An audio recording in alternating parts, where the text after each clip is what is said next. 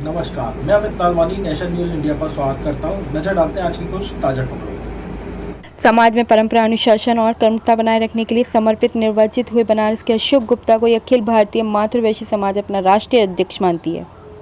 पत्रकारों के समक्ष ये बात रखी अखिल भारतीय मातृवैश्य महासभा के केंद्रीय संयुक्त मंत्री आशीष आर्य ने पचकुइयां स्थित मातृवैश्य महासभा भवन में बैठक आयोजित की गई।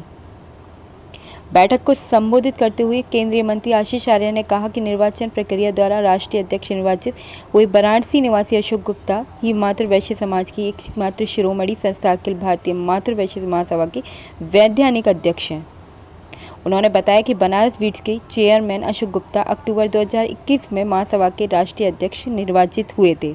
निर्वाचन के पश्चात से ही सख्त और समाज के हित में निर्णय लेने की वजह से एक गुट के निशाने पर भी आ गए थे। तमाम आलोचना विरोध के बावजूद राष्ट्रीय अध्यक्ष अपने निर्णय से डिगे नहीं और अब समाज के लिए कुछ कर गुजरने का जज्बा लिए कड़े निर्णय लेते हुए समाज सुधार की दिशा में कार्य प्रारंभ कर दिए। आशीष आर्य ने बताया कि प्रत्येक 3 वर्ष बाद होने वाले प्रतिनिधि सम्मेलन का आयोजन गत फरवरी में चेन्नई में दक्षिणांचल मंडल अध्यक्ष उमेश गुप्ता द्वारा किया गया था। उपस्थित प्रतिनिधियों द्वारा इस सम्मेलन में समाज सुधार की दिशा में कई निर्णय लिए गए। देश भर से आए 75 प्रस्तावों में से 48 प्रस्ताव पारित हुए, बाकी निरस्त कर दिए गए। इन लोगों ने आगरा मंडल के सानिध्य में अनाधिकृत अधिकारों का प्रयोग करते हुए निर्वाचित हुए अधिकृत राष्ट्रीय अध्यक्ष को हटाने की घोषणा कर नया अंतरिम अध्यक्ष मनोनीत कर दिया। मैं दीवानी कचहरी में पिछले 52 वर्ष से वकालत कर रहा हूँ। माता पिताजी ने तो नाम रखा मेरा सुरेश चंद्र गुप्ता, लेकिन चूंकि मेरे बाबा भी अधिवक्ता थे जिन्होंने इस भवन की भूमि खरीदी, आपको उनका शिलालेख मिलेगा, वो भी एडवोकेट थे। चूँकि मैंने उनके साथ वकालत की तो मुझसे बच्चू ही कहते, तो मेरा नाम बच्चू ही पड़ गया। कागजी कारोबार में भी सुरेश चंद्र गुप्ता बच्चू बाबू ही लिखता है। आप लोगों के हाँ, अखिल भारतीय मातृवैश्य महासभा में जो संग्राम चल रहा है, क्या मुख्य कारण है? आज आपका प्रेस वार्ता भी मिलेगी। देखिए महोदय, जहाँ कुछ लोग ये समझने लगे हैं कि महासभा हमारी जेबी संस्था है और हम इस पर आधिपत्य स्थापित कर वित्तीय अनुमताएँ करेंगे, जिन लोगों ने दान दिया उनके धन का दुरुपयोग करेंगे, ये वही कारण है कि वो इसमें विघटन पैदा कर रहे हैं। मैं आपको विश्वास दिलाना चाहता हूँ, बहुमत समाज का हम लोगों के साथ है। हम निर्वाचित अध्यक्ष रहे हैं, हमारे वही रहेंगे।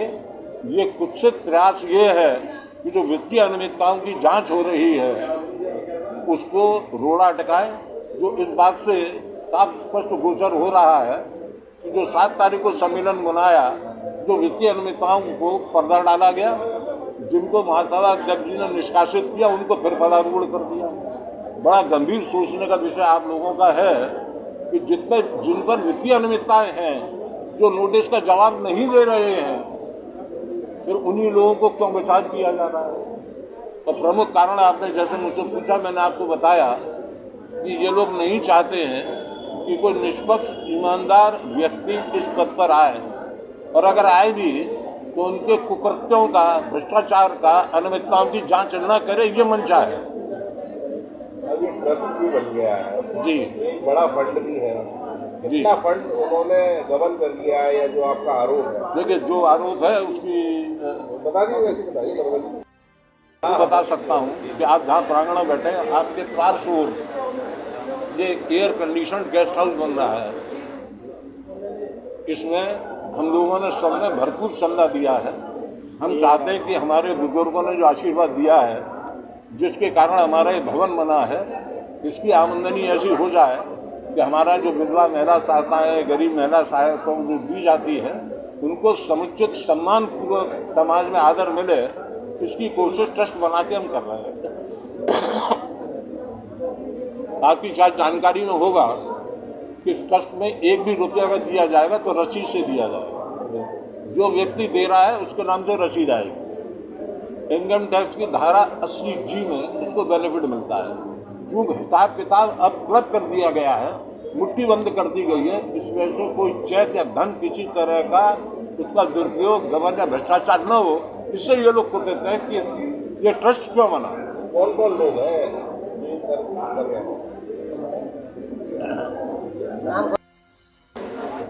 बाकी अभी होंगे इनके जवाब के बाद।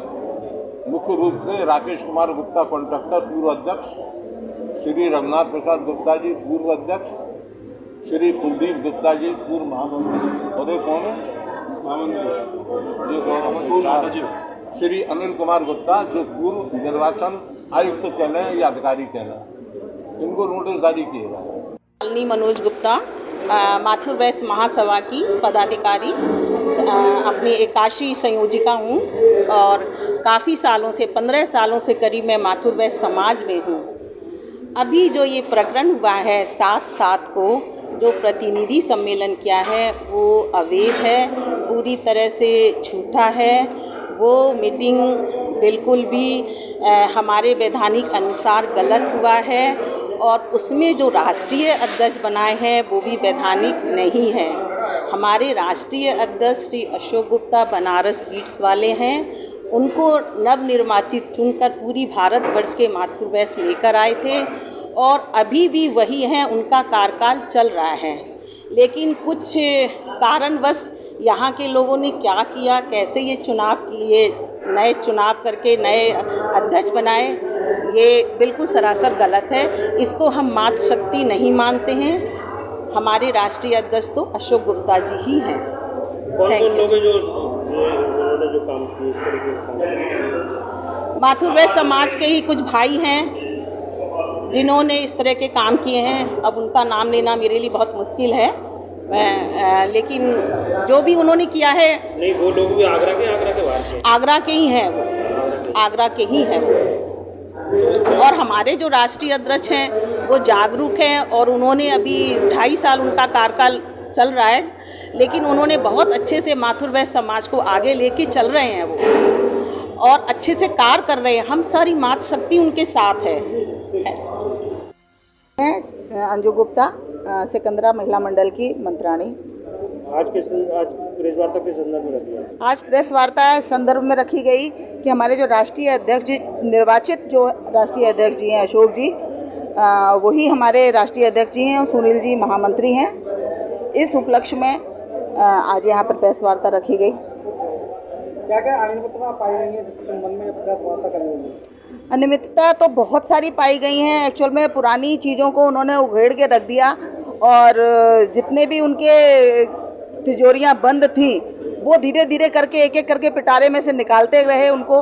तो लोगों को बड़ी आपत्तियां हुई कि ये हमारी मतलब जो कारगुजारियां हैं उनको कैसे खोल रहे हैं, और उनको खोलने का अधिकार तो किसी को भी नहीं है। हम तो अब तक कुंडली मार के बैठे थे, अब हमारी ये खुलती जाएंगी तो उनकी पोल खुलने लगी तो वो सारे लोग इकट्ठे हो गए। जैसे इंडी गठबंधन इकट्ठा हो गया विपक्ष, बिल्कुल सेम वही कंडीशन हुई है यहाँ हमारे माथुर वैश्य समाज में।